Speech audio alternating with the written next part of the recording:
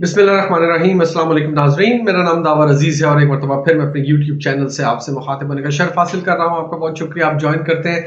नाज़रीन, आज बात करेंगे एक बहुत आम टॉपिक पे, वो है अली अमीन गंडापुर वज़ीर आला सरहद बामुकाबला मरियम सफ़दरवान वज़ीर आला पंजाब। इन दोनों की जो तकरीरें हैं, ओपनिंग स्पीचेस जिन्हें मैं कहूँगा अपने दौरे वजारत आला की, उसको अगर आप कंपेयर करें तो नज़र ये आता है कि अली अमीन गंडापुर ने सियासी तौर पर, मैं सियासी तौर पर बात कर रहा हूँ, बिल्कुल ज़हन में रखिएगा, मिसाल के तौर पे कह रहा हूँ क्योंकि बाज़ लोग फिर हर बात को गलत तरफ ले जाते हैं।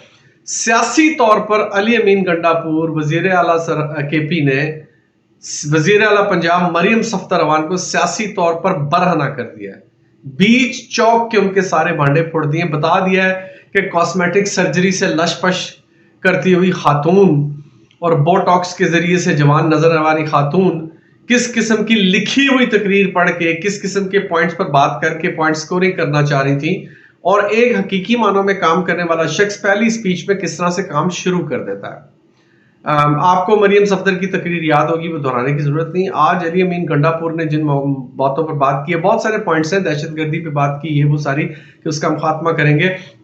चंद एक पॉइंट्स ऐसे हैं, मैं उन पर बात करूंगा। सबसे पहले तो उसने ये कहा, जो सबसे बड़ी बात है, जो मरियम सफ़दरवान ख्वाब में भी नहीं कह सकती, ना सोच सकती हैं, वो ये है कि अगर आपको केपी के किसी हलके पर एतराज है, किसी भी पार्टी को, तो आए वो हलके खोलने के लिए तैयार है। पूरा केपी आपके लिए हाजिर है। जिस हलके पे आप कहते हैं कि खोल के रिकाउंट करें या फोरेंसिक करवाएं, उसके लिए हम तैयार हैं।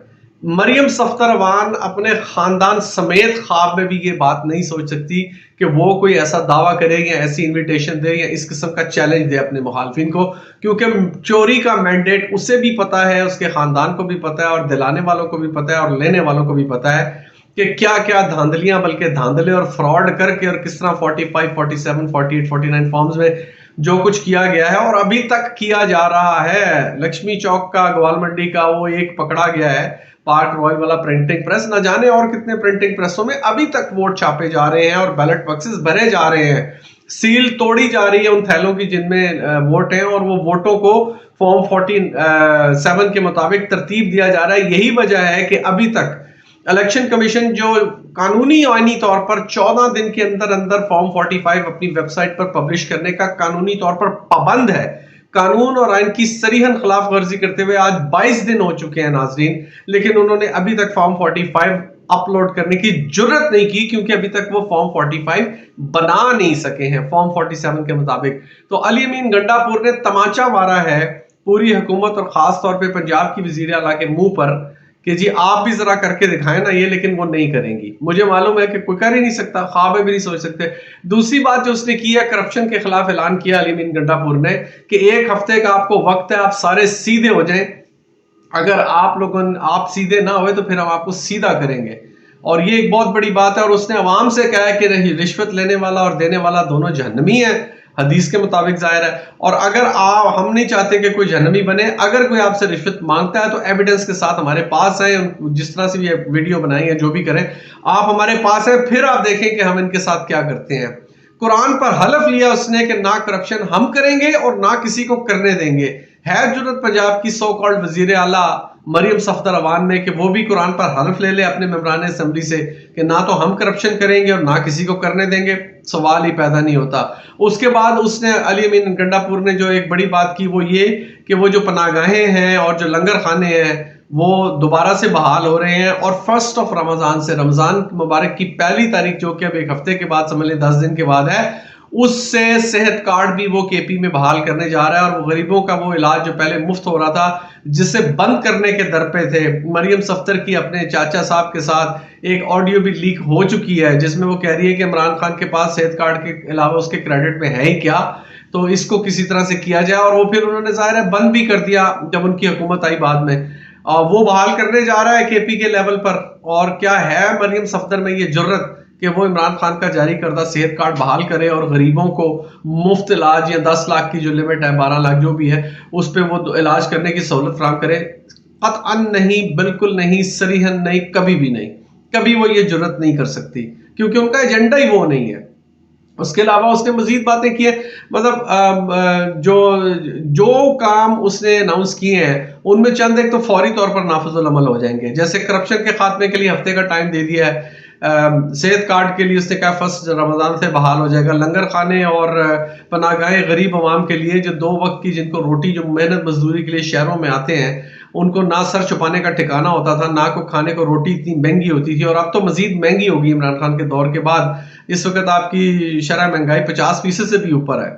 तो उनके लिए ये बहुत बड़ी एक नेमत है जिसके लिए उसने दोबारा ऐलान किया है। इसके अलावा भी दीगर ऐलानात उसने किए हैं। लेकिन ये इस किस्म के काम, पंजाब जो सबसे बड़ा सूबा है, जिसका फंड, जिसका बजट सबसे ज्यादा है, वो कभी भी ये इस कामों को करने की जरूरत नहीं करेगा। वो वही काम करेंगे, कोई एयर एम्बुलेंस बना ली, कोई ये कर दिया, कोई वो कर दिया, कोई नालियां पक्के कराने, कोई सीमेंट बजरी के, और ये और सारा, और सोलर पैनल लगवाएंगे, क्योंकि बिजली अब इतनी महंगी कर दी गई है। तो इसके बाद सोलर पैनल ही लॉन्च करना था मरियम सफदर ने आके, नून लीग की हुकूमत ने आके, क्योंकि सोलर पैनल का ठेका सलमान शहबाज के पास है। शहबाज शरीफ का जो दूसरा बेटा, जो मफरूर था इस सारे वक्त में, हमजा का भाई, उस सलमान शहबाज के पास सोलर पैनल का सबसे बड़ा ठेका उसके पास है, सबसे बड़ी कंपनी उसके पास है। तो जाहिर है बिजली को उस रेट पर ले जाएंगे जहां अफोर्डेबल नहीं रहेगी, फिर ये गवर्नमेंट की सब्सिडी के नाम पर उसको देंगे पैसे कि वो सोलर पैनल लगाए, और वहां से भी कमीशन और वहां से भी ओवर इनवॉइसिंग करके पैसे बनाए जाएंगे। तो ये कभी भी उन कामों की तरफ नहीं आएंगे जो हकीकी मानों में आवाम की फलाह बहबूद के काम होते हैं। बहरहाल अली अमीन गंडापुर को शाबाश है जो उसने ऐलानात किए हैं, और जिस तरह से उसने एक बड़ी मरबूत, बड़ी जामे हिकमत अमली उसने प्रेजेंट की, और इमरान खान का उसने बार बार जिक्र किया कि हम अपने लीडर को छुड़ाएंगे। और उसने जो अदालत उज़्मा से ये बात कही है ना कि आप एक कमीशन बनाए 9 मई के वाकयात जिन्होंने किए, जो इसके पीछे हैं, जो इसके बेनिफिशियरी हैं, ये देखें कि इससे फायदा किसे हुआ है, ये वाकयात किन्होंने करवाए हैं, जाहिर है जिनको फायदा था उन्होंने करवाए हैं, तो किसका नुकसान हुआ है, किसका फायदा हुआ है। कमीशन बनाया जाए और करारे वाकई सजा दी जाए उन लोगों को जिन्होंने ये काम किया है। तो कभी भी मरियम सफ्तर अवान ऐसा मुतालबा नहीं करेगी, क्योंकि उसे पता है कि अगर अदालती कमीशन ने सही काम कर दिया तो दूध का दूध और पानी का पानी हो जाएगा। मैं आपको एक मरतबा फिर ये बात रिपीट करता हूं, मैं पिछले 2-3 वीलॉग्स में भी ये बात कह चुका हूं कि जब भी सानहा 9 मई के किरदारों का तयन करने के लिए एक इंडिपेंडेंट जुडिशियल कमीशन बनाया जाएगा, तो आपको नजर आएगा कि इसके सरगना, इसके रिंग लीडर जिन्होंने ये सारा प्लान दिया और एग्जीक्यूट किया, वो राना सनाउल्लाह और ख्वाजा आसिफ है। इन्होंने पंजाब पुलिस को बेधड़क इस्तेमाल किया और पंजाब पुलिस के जरिए से ये काम किया। पंजाब की हद तक मैं बात कर रहा हूं। जो पेशावर का रेडियो स्टेशन जलाया गया, उसके बारे में अमल वली खान का बयान सुन लें कि वो किन लोगों ने जलाया था, और उसके पास 50 कहता है मेरे पास सबूत है, मैं पेश करूंगा, मुझे बुलाएं कमीशन में, तो उसके बारे में कुछ बात करने की जरूरत नहीं। लेकिन पंजाब की हद तक जो जुल्म, धौंस धांधली, बदमाशी और जिस तरह का नारवा सलूक रवा रखा गया, औरतों से क्या, मर्दों से क्या, बच्चों से क्या, जवानों से क्या, बूढ़ों से क्या, बीमारों से क्या, तंदुरुस्तों से क्या, वो तमाम दूध का दूध पानी का पानी हो जाए, तो आप देखेंगे कि राना सनाउल्लाह, राना खांगड़, जिसे मैं कहूंगा रांगड़, वो जात का राना है, लेकिन अब वो रांगड़ की बजाय इलेक्शनों के बाद खांगड़ बन चुका है। राना खांगड़ और ख्वाजा आसिफ आपको नजर आएगा कि इस सारे प्लान के मास्टरमाइंड थे। ये जो ड्रामा पीटीआई के खिलाफ स्टेज किया गया और फिर उसके बाद जो कार्रवाई की गई, तो उसने, अली बिन गंडापुर ने कहा कि आए कमीशन बनाए, हम पूरा तावन करेंगे, हम पूरी आपको उसमें अपनी कोऑपरेशन शो करेंगे, आए और उन किरदारों का तयन करें। क्या कोई ऐसी पार्टी जो इस वक्त भी मातूब हो, जो इस वक्त भी जुल्म का शिकार हो, जो इस वक्त भी उस 9 मई के आफ्टर शॉक्स और आफ्टर इफेक्ट्स भुगत रही हो, क्या उसका वजीर आला कभी ऐसा दावा कर सकता है? सवाल ही पैदा नहीं होता। ये वही दावा कर सकता है जिन्हें अपनी बेगुनाही का यकीन हो, और वही लोग इससे भागेंगे जिन्हें पता हो कि अगर इसकी गैर जानिबदाराना, आजादाना तहकीकात हो गई तो कलई खुल जाएगी कि हम खुद इसके बेनिफिशियरी थे और हम खुद इसके मास्टरमाइंड थे। तो बहरहाल ये एक बड़ी हौसला अफजा तकरीर थी। अली अमीन गंडापुर जैसा दबंग शख्स ही चाहिए था केपी जैसे दबंग सूबे को चलाने के लिए, और फिर वहां से एक बेस बना के इमरान खान की रिहाई और बाकी पाकिस्तान में इंसाफ के लिए आवाज उठाने के लिए। वेल डन अली अमीन गंडापुर और मरियम सफदर नवाज, आप पर अफसोस है कि आप उसमें से जो भी बातें अली अमीन गंडापुर ने की हैं, जो ऐलानात किए हैं, आप उसमें से एक को भी रेसिप्रोकेट नहीं कर सकती, एक का भी आप जवाबी तौर पर पलट के नहीं कह सकती कि मैं भी ये करने को तैयार हूं।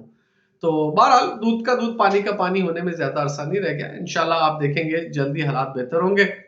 आपसे गुजारिश करूंगा जाने से पहले कि अगर आपने मेरा चैनल सब्सक्राइब नहीं किया तो जरूर कर लीजिए, बेल आइकॉन भी दबाइए लेटेस्ट नोटिफिकेशंस के लिए।